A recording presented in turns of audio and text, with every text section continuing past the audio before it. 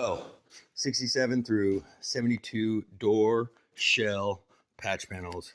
Starting to hear a lot more questions about these. I'm starting to hear people calling and wanting to know how much to weld in patch panels for my 67 through 72 door shells.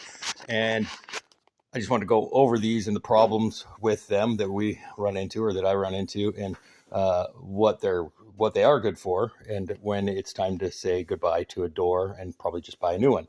So what these are good for is when you got a little tiny quarter size rust hole, maybe a couple along there, and you're going to cut out a corner of it and then weld that patch panel in and then throw the rest away. That's what those are good for. By the time you put in the whole patch panel, you're going to have so much labor, and you're going to run into some problems that just make it it's no longer worth the repair of the door when you can buy a new and bolt it on. So, and when I saw this is the bottom panel here, and you can see that this was all rusted. So the whole bottom corner all the way along here was just, Swiss cheese. And I told the guy, I said, good rule of thumb is whatever rust you see, that's probably only 30% of it. There's 70% more that's hidden and lurking, and it's going to be coming out. And I told, when I saw these doors, I first told him that, it would be better to look for new doors. So he didn't listen at all and brought me the doors and the patch panels and said, hey, it would be pretty easy. We'll just go ahead and weld them on here. So at first I was going to just cut this strip off here, on the old door, cut the rust out. And I did. And I was going to try and, I like to try and stay away from these pinch welds, because every time you get that pinch weld, if they're real rusty and you start opening it up, they just tear, and and then what happens is anything you shove in there to pry it up and lift up ends up, you dent the bottom, and the whole bottom gets, when you're done with this, when I'm done with this shell, I'm going to have a whole skim coat of filler. I'm going to have to hammer and dolly that all back over, and I'll have filler on both sides. So, but when I got this all, cut out, the first little section, that little corner, it was obvious that it was even worse, and I had to go further. And then I took the hinge off, and that's when it got real ugly. And so the hinge right here, you can see that was all rusty right there. So now I had to cut up to here. And at that point, I started looking, okay, well, maybe I'll just take this patch panel and do the whole thing. And that way, it'll this is where the door panel, interior panel, comes to. So I'm going to try and lay this so the weld, my weld will be right here. If I'm real smooth, it'll be underneath this rubber seal that I'm going to save. And then, from this body line all the way over to the other body line there, I'll just grind that down, seam seal it, lay that rubber back over it, and you won't see it once the trim panel's on. That means the real finish work is going to be still there. And then, of course, on the other jam. And then I have to figure out how to get all this bent up to the point where I can slide the new shell in. These have to be bent up and kind of cram it all in there where the new door shell is going to fit underneath that. And probably I plan on filling these full of metal glue once I get them all cleaned out. I'm going to rust mold everything, and then I'll hammer and dolly them, and then try to wipe off some spots right where I'm going to weld it, and I'll do some MIG welding.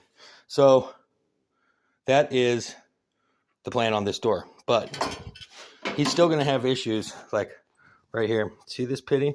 This is where the inner shell lays right across the outer skin. That's going to be a problem. There's the one that I haven't even really gotten into yet. That's, I'm grinding away this loose stuff, and I'm going to convert it over and kill it, but it's going to be a problem. I guarantee that, within 5 years, this door is going to be rusty on the outside. And that's not the work I want to do. I want to see, I'm not doing show quality work. I just want to fix old C10s and keep them on the road. But I do, I want to see trucks that I've done in 5 years and not see the work failing.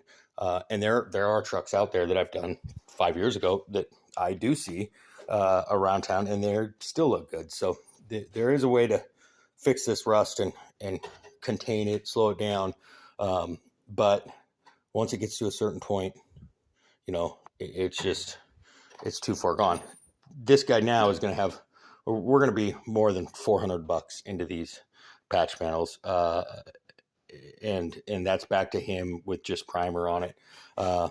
And he's still got some damage on the exterior of the door that I don't know if this must be a patina truck he's building. I'm not sure, but yeah. So again, what you see for rust is really only about 30%. So if your doors look like this all the way on the outside, you're done. I mean, you can buy this door. You can buy aftermarket ones for like $600. I don't know how they fit, but this guy's saving $200.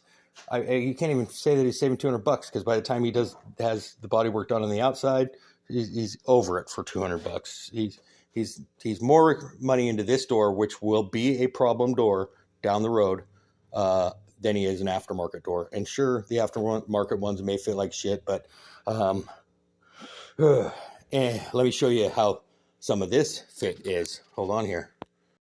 Okay, so we got the patch panel laying on where it's going to go. And I'm sure that there's some fucking body guys out there that have been doing this all their life that are going to talk smack, or maybe there's some body guys out there that have only done it for a year and they got big egos and they're going to talk smack, and I'm sure that they can do it better than this, whatever. Believe it or not, I'm a garage guy. This is my personal garage. I got a truck here, power steering. That's why I'm working in the corner. Is I got this one going on with a bunch of mechanical stuff. That's really what I do. I turn wrenches for a living. And then this is my project, a little bit on the back burner, but got to make money to spend money on that. So this is my body work. That was rusty. This truck was pulled out of a field, and it's not bad. I did spend 20 years in a body shop, so I do know. That's how I know how to do all this. 20 years running a body shop. So anyways, this is the problem with the skin. Now, see, I've in the process of bending that open. Look at the gap that I've got. And sure, I'm going to clamp it all together. And once it's all tucked underneath there, and it's, it won't be that bad. But the other thing is look at these. So look at the contour here. I don't, that there's just missing body lines. I mean, it's not even the right body line. Luckily, the other side is a little bit better, but so, people are like, oh, well, weld in a patch panel because buying aftermarket doors are going to make them fit like shit. Well, I mean, if you think this door is going to be perfect, I just don't know. I mean, I'm sure, like I said, there's guys out there that could make this perfect, and I'm going to do my best to hammer and dolly and transition it around, but fuck, it's never going to be perfect. It's not, I'll be able to look at it and tell. Anybody that knows a little bit will be able to look at it and tell it's been patched. So I personally, that's not an argument for me. I would still buy an aftermarket door and tweak an aftermarket door around to make it fit.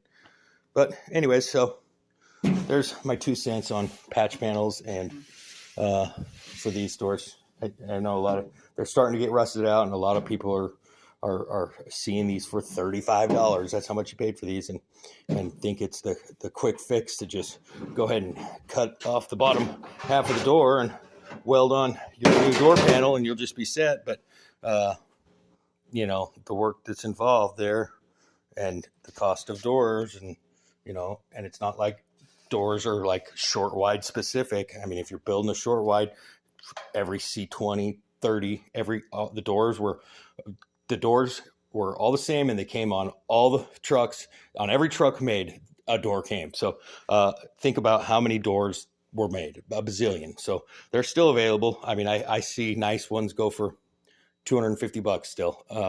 I should start buying the nice ones for $250, keeping them dry, keeping them clean. And then when I run into this problem right here, I can just be like, hey, I got a door I'll sell you for $500 rather than put $500 into this. Yeah, that's probably what I should be doing. But anyways, have a good day.